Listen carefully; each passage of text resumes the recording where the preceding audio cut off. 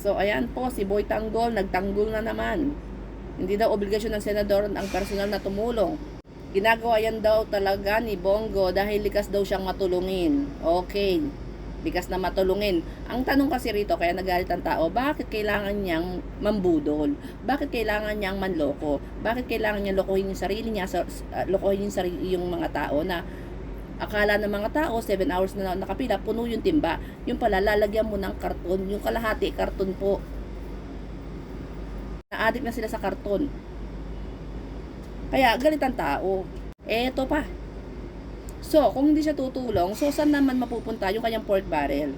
Eh hindi ba, yung pork barrel na yun, kung may sarili man siyang proyekto or programa, doon niya kukunin yan yung pork barrel. Eh ilang milyon po yun? Milyon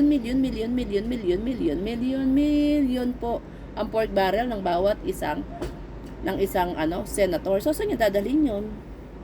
Lulustayin niya rin? Ita-travel niya rin? Eh hindi ba sa pagtulong? Sa paggawa ng programa, ng proyekto?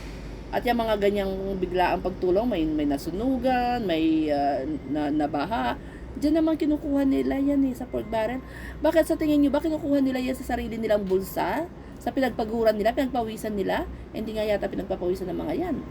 Sa tingin nyo ba kukunin nila yung pinamigay na yan doon sa mismong sahod nila na 300, approximate 350,000 monthly? Hindi Sahod nila yun, pinagpaguran nila yun Siyempre kukunin nila yan it's either sa pork barrel o dun sa anomalyang ginagawa nila, if ever. O dun nila kukunin yan para pambudol.